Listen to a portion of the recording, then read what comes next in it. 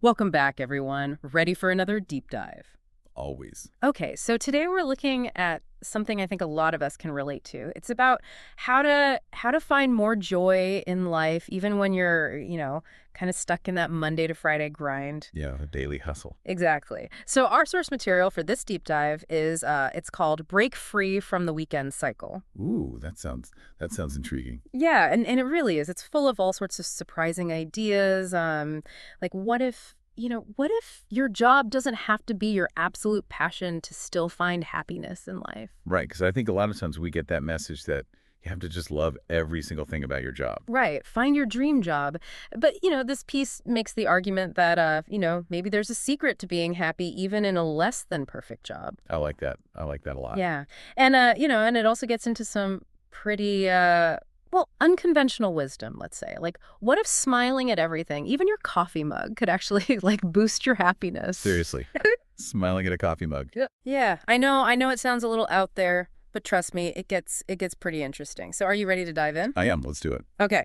So let's start with that idea of finding happiness even in a job that might not be, your dream career. Okay. The source material introduces what it calls the 20-30% rule. Okay. The 20-30% rule. What is that?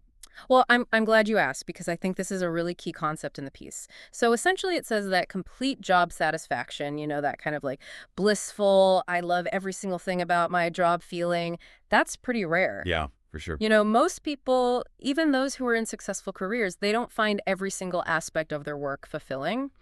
But the key here, and this is where the 20-30% rule comes in, is to identify and really focus on the aspects of your job that you do enjoy. Oh, I see. So even if it's just like a small portion of your overall work experience. Yeah, exactly. Even if it's just 20-30%, the piece argues that focusing on those positive aspects can make a huge difference. So instead of aiming for like 100% job bliss, which honestly might be unrealistic for a lot of us, Right. we should be looking for those little pockets of joy, those tasks or interactions that just, make the workday a bit brighter. Yeah. And there's actually research to back this up. There's a psychological concept called the broaden and build theory. Have you heard of It this? sounds familiar. Refresh my memory. Okay, so essentially it suggests that positive emotions, even small ones, can actually broaden our thinking and build our resilience. Hmm. So, if you're focusing on those things that you enjoy at work, even if it's just for a small part of the day, that can actually help you navigate the more challenging aspects of your job more effectively. That makes a lot of sense. It's like, it's not about settling Right. or just like ignoring the parts of your job you dislike. Right. It's about shifting your perspective and actively cultivating a more positive mindset. Yeah. I think that's a really great way to put it. And it ties into another point that the source makes about mindful attention. Mindful attention. So being more present and aware of what we're doing and how we're feeling. Yeah. Yeah. But the source kind of takes it a step further. It's Yeah. it's not just about, traditional mindfulness like meditation or deep breathing. It's about applying this conscious care and effort to all areas of our lives. Like what? Give me some examples. So everything from our work to our finances, our sleep habits, even the way we arrange our bedrooms or the clothes we choose to wear. Oh, interesting. So like even the smallest details of our day-to-day lives can contribute to our overall well-being. Yeah, that's the idea. So for example, the source talks about creating a bedroom space that feels really calm and inviting. Like a sanctuary where you can truly relax and recharge at the end of the day.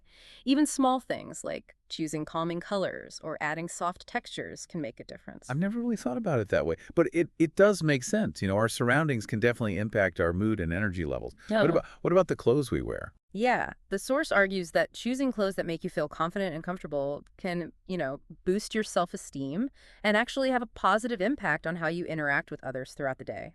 It's not about being superficial. Mhm. It's about recognizing that there's a real psychological connection between how we present ourselves and how we feel. So basically, paying attention to these seemingly small choices, like picking out an outfit in the morning, can have a ripple effect on our overall well-being. Yeah, that's the gist of it. And this brings us to another really fascinating point that the source raises, the idea of reclaiming those childhood dreams that maybe we've tucked away. Oh, I love that. Because I think we all have those things, that we long for as kids, those passions or hobbies that maybe we had to set aside as we got older. Exactly. And the source argues that adulthood, despite all of its responsibilities, actually offers a unique freedom to go back and revisit those dreams. I like that because, we often think of adulthood as being all about work and responsibility and kind of losing that sense of play and freedom that we had as kids. Yeah. But the source makes the point that as adults, we have more autonomy to make our own choices, to pursue those activities that bring us joy, even if they seem frivolous or impractical. Yeah, I love that perspective. So like, what would be an example of this? Well, I'll give you a personal example. When I was a kid, I was obsessed with astronomy. Really? Yeah. Like I wanted to be an astronaut, explore the stars, the whole nine yards. Obviously, that didn't happen. Well, you're doing a pretty good job exploring ideas here. That's true. That's true. But, a few years ago, I decided to finally get myself a telescope. And Oh, now I spend my evenings, stargazing, and it brings back that same sense of wonder and excitement that I had as a child. I love that. That's a perfect example of how we can bring back those childhood passions into our adult lives and find that sense of joy and rejuvenation. And it doesn't have to be something grand or expensive. Exactly. It's really about finding those small ways to reconnect with our inner child, to bring back that sense of play and exploration that maybe got lost along the way. And speaking of exploration, the source also talks about travel, but not in the typical touristy sense. Oh, tell me more. So the piece really encourages us to prioritize personal satisfaction over just checking off landmarks or destinations. Okay. It's about finding travel experiences that genuinely resonate with you, whether that's exploring hidden gems, immersing yourself in local culture, or just simply relaxing on a beach and soaking up the sun. So it's about traveling with intention, focusing on what truly brings you joy and fulfillment rather than feeling pressured to follow like a predetermined itinerary. Precisely. And that shift in perspective can make travel so much more enriching and meaningful. Okay, ready for something a bit more unconventional. The source introduces this concept called the gratitude smile experiment. Hmm. The gratitude smile experiment. This one definitely caught my attention. It's basically the idea of smiling at everything, even inanimate objects, as a way to cultivate happiness. Wait. So like smiling at a tree or a rock? Yeah, I'll admit I was skeptical at first too, like smiling at a coffee mug. Really. But, the more we delve into the science behind it, the more I'm starting to see the potential benefits. Okay, I'm all ears. Tell me about the science behind this. Well, it all comes down to this idea called the facial feedback hypothesis. Have you heard of this one? I have not, but I'm intrigued. Okay, so basically it suggests that our facial expressions can actually influence our emotional state. So by physically smiling, even if we don't feel particularly happy in the moment, we can actually trick our brains into feeling more positive. So it's like a feedback loop. We smile, and our brain interprets that as a sign that we must be feeling happy, so it starts to generate those happy feelings.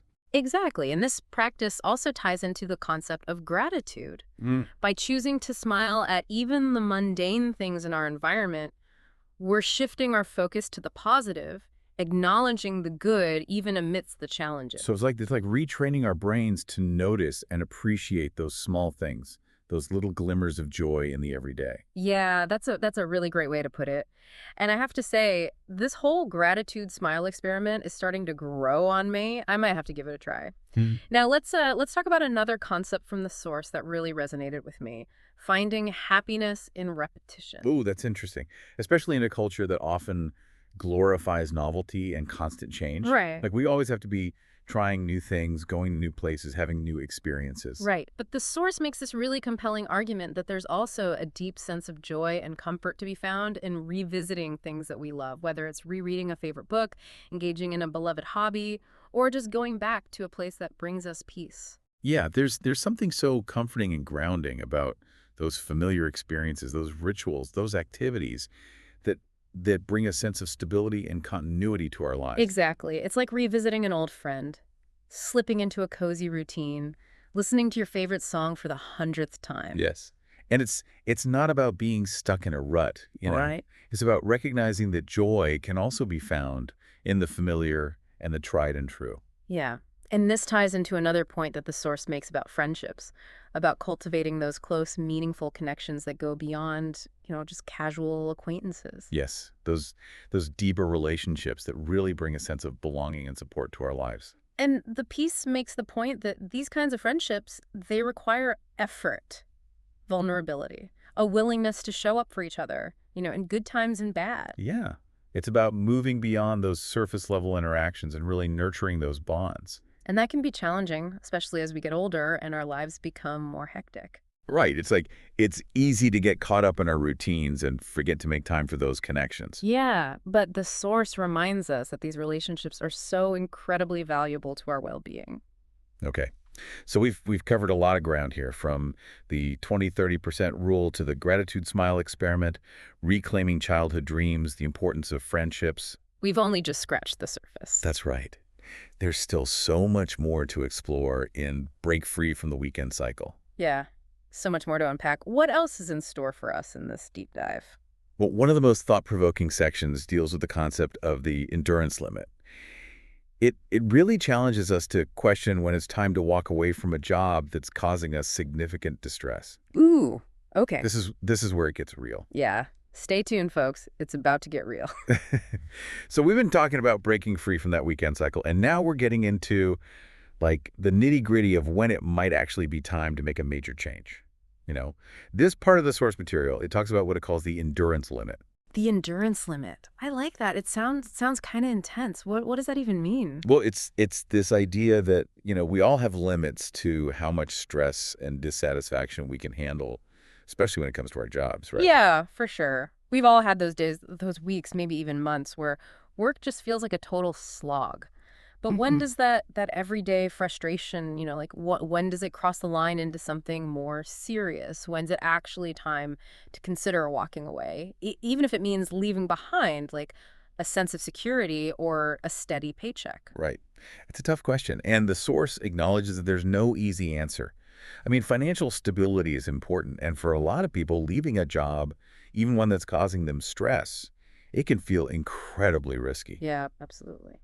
But, the piece also highlights the potential toll that a toxic job, or even just a deeply unfulfilling one, can take on our mental and emotional health. Like, are you really thriving if you're just constantly drained and unhappy? It's almost like you have to weigh those practical considerations against the potential impact on your well-being. Exactly. It's about asking yourself some tough questions. Like, is this job actively harming my mental health? Am I sacrificing my happiness and well-being just for a paycheck? And if the answer to those questions is yes, well, then it might be time to at least explore some other options. Right. And it's easy to say, just quit and find something you love. Oh, yeah. But Easier said than done, for sure. but the reality is often a lot more complicated than that. So what advice does this break free piece offer for navigating this whole endurance limit thing? Well, it really emphasizes the importance of self-awareness and being honest with yourself, right? Like, Hmm. it encourages us to really identify what our personal endurance limit is. That point where the stress and dissatisfaction outweigh the benefits of staying in the job. And it reminds us that we actually do have agency, even in challenging situations. Yeah. We may not be able to change our circumstances overnight, but we can take steps to move in a direction that feels more aligned with our goals and well-being. That's a good point. So that might look like, I don't know, talking to a therapist or a career counselor, updating our resumes, or even just starting to explore some other career paths, even if it's just in our spare time, just to kind of get the ball rolling. Exactly. It's about taking those initial steps to reclaim some control Hmm. and create a work life that feels more fulfilling. Yeah. And speaking of creating a fulfilling life, let's shift gears a little bit and talk about another point that the source emphasizes, making new friends as adults. Something that honestly, I think a lot of people find really challenging. Oh, absolutely. Especially as we get older and our lives get busier and, we settle into our routines. It's not as easy as it was when we were kids. Right. Like once you're out of school and you're not constantly surrounded by like potential new friends, it can feel kind of awkward or even intimidating to put yourself out there. Yeah, totally. Yeah. But, the source makes this really important point about how valuable close friendships are for our overall well-being.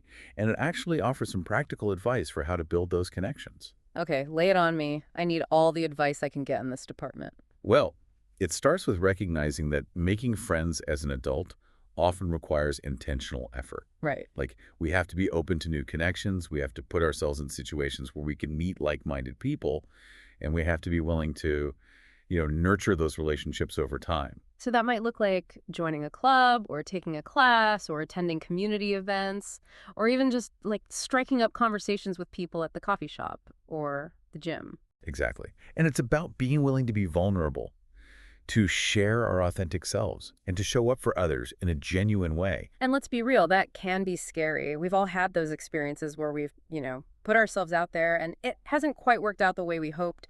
Maybe we got rejected or felt like we didn't really fit in. Right. But the source reminds us that the rewards of deep, meaningful friendships far outweigh those risks. I love that because, at the end of the day, those connections are essential for our emotional well-being. They give us that sense of belonging and support and joy that we all crave. And it's not just about making new friends, right? It's also about nurturing the relationships we already have. Totally. The source emphasizes the importance of showing up for our friends, being present for them in both the good times and the bad, making time for them and letting them know how much we care. It's about making those relationships a priority, even when life gets crazy busy. Absolutely. Now, before we move on to the final section of the Break Free piece, which is all about this exciting concept of embracing our prime time for living, I want to take a moment to revisit that gratitude smile experiment we were talking about earlier. I have to admit, the more I think about it, the more intrigued I become. What about you? I was totally with you at first. Like smiling at inanimate objects just seemed, I don't know, kind of silly. But the more we talk about the science behind it, the more I see how it could actually be beneficial. You're talking about that facial feedback hypothesis, right? hmm The idea that just the act of smiling can actually shift our emotional state. Exactly. And when you combine that with the concept of gratitude, the idea of actively choosing to focus on the positive, even in those really mundane, everyday situations, it makes a lot of sense. It's like we're training our brains to actually see the good, to find those little glimmers of joy, even in the most ordinary moments. Yeah, instead of focusing on what's wrong or what's missing, we're actively choosing to appreciate what we do have, even if it's just a sunny day or a good cup of coffee. And over time, this practice can actually reshape our whole outlook. It can make us more optimistic, more resilient when we do face challenges. I love that. Now, let's talk about another concept from the source that I really connected with, the joy of repetition. I'm a big creature of habit myself, and I find so much comfort and satisfaction in revisiting the things I love, whether it's a favorite book, a hiking trail, even just my morning routine. Yeah, I think a lot of people can relate to that. In a world that's constantly pushing us towards novelty and new experiences, there's something incredibly grounding and fulfilling about repetition. The source makes this point that we don't have to constantly be chasing the next big thing to find happiness. Sometimes the most profound joy comes from those really simple, familiar experiences that just bring us a sense of peace and contentment. It's about finding those activities or rituals that really nourish our souls and make us feel truly alive. Exactly. And it's about recognizing that repetition doesn't have to be boring or monotonous. So true. How so? Well, think about your favorite song. You've probably listened to it hundreds of times, but it still brings you joy, right? Oh, yeah. And maybe each time you listen to it, you notice something new, a little nuance you hadn't picked up on before, or maybe you connect with the lyrics in a different way based on what's going on in your life at that moment. Oh, that's such a good point. Repetition can actually deepen our appreciation for something. It allows us to see those familiar things with fresh eyes. Right. It's like revisiting a favorite book or movie after a few years. You bring a whole new perspective, and the experience can be even richer than the first time around. Absolutely. Now, before we move on to the final section of the source material, which focuses on this idea of embracing our prime time for living, I'd love to hear from you, our listeners. Yeah. What are some of your go-to sources of joy that you never tire of? Those activities, hobbies, places, or even people that bring a smile to your face no matter how many times you experience them. We'd love to hear your thoughts. We love hearing from you. Keep those thoughts coming. And now it's time to dive into the last big idea from this break free from the weekend cycle piece, this concept of the prime time for living. And honestly, I think it's super inspiring. Yeah, this one really resonated with me too. It kind of challenges that whole traditional way of thinking about our lives. Totally. It's like we often compartmentalize things. We think, oh, our younger years, those are for exploration and figuring things out. And then our middle years are for work and responsibility. And then finally, we get to relax and enjoy life in retirement. But this piece, it throws that whole idea out the window. Right. It's like, why wait until the very end to really start living? The source makes a really compelling argument that our working years, like those years between, say, our 20s and our 60s, they're actually the prime time for new experiences and adventures and personal growth. And it's not just about, having more free time or disposable income during those years, which, I mean, that definitely helps. But it's also about having this unique combination of energy and experience and resources that we often have during this stage of life. Right. Like we've gained some wisdom and stability, but we're still young enough to, be adventurous and embrace new challenges. It's kind of like that sweet spot where we can really, make the most of opportunity. Exactly. We're not bogged down by the uncertainties of early adulthood, Hmm. and we're not yet facing, the limitations that can sometimes come with aging. Right. And the source specifically highlights travel as a really great way to embrace this whole prime time for living idea. Oh, yeah. It makes sense. Think Yeah. about it. We have, maybe a bit more financial resources to explore new places. We've got the stamina to handle like long flights and busy itineraries, and maybe even more of that mental flexibility to adapt to, new cultures and environments. You know what? This actually reminds me of a time a few years back when I had the opportunity to take a sabbatical from work. And I was super hesitant at first. It felt, I don't know, it felt kind of risky to step away from my career, even for a short period of time. Yeah, I can understand that. So what made you decide to take the leap? Well, I'd always dreamed of like backpacking through South America, but I kept putting it off, thinking, oh, I'll do it someday when I have more time, more money, whatever. But this piece, Break Free from the Weekend Cycle, it really made me question that whole mindset. Like I realized that someday might never actually come. And I didn't want to let that dream just completely slip away. So you took a chance on yourself, Uh, on that dream. What happened? I did. I took the sabbatical, I booked a one-way ticket to Peru, and I spent 3 months exploring the Andes, the Amazon rainforest, the Galapagos Islands. It was incredible. Wow, that sounds amazing. What was it about that experience that felt so, I don't know, transformative for you? Hmm. It was, I think it was really about pushing myself outside my comfort zone, embracing the unknown, immersing myself in cultures that were so different from my own. I met some really amazing people. I tasted incredible food. I saw some of the most breathtaking landscapes on earth. It was a powerful reminder that life is meant to be lived fully, not just endured until retirement. And that's really the essence of this whole prime time for living idea, isn't it? It's about recognizing that every stage of life has its own unique opportunities and challenges. And it's about making the most of the present moment rather than waiting for some far-off future that may or may not ever actually come. Yeah. It's about breaking free from that weekend cycle mentality, Hmm. about infusing our everyday lives with joy and purpose and a little bit of adventure. Well said. Well said. And on that note, I think it's time to wrap up our deep dive on break free from the weekend cycle. I agree. But before we go, we want to leave our listeners with one final thought-provoking question. If you could reclaim one childhood dream or aspiration right now, what would it be? And what's stopping you from taking that first step? We encourage you to really reflect on that question. And remember, breaking free from that weekend cycle, it's about making conscious choices to create a life that feels joyful and meaningful and authentically yours. Thanks for joining us on this deep dive. We'll see you next time.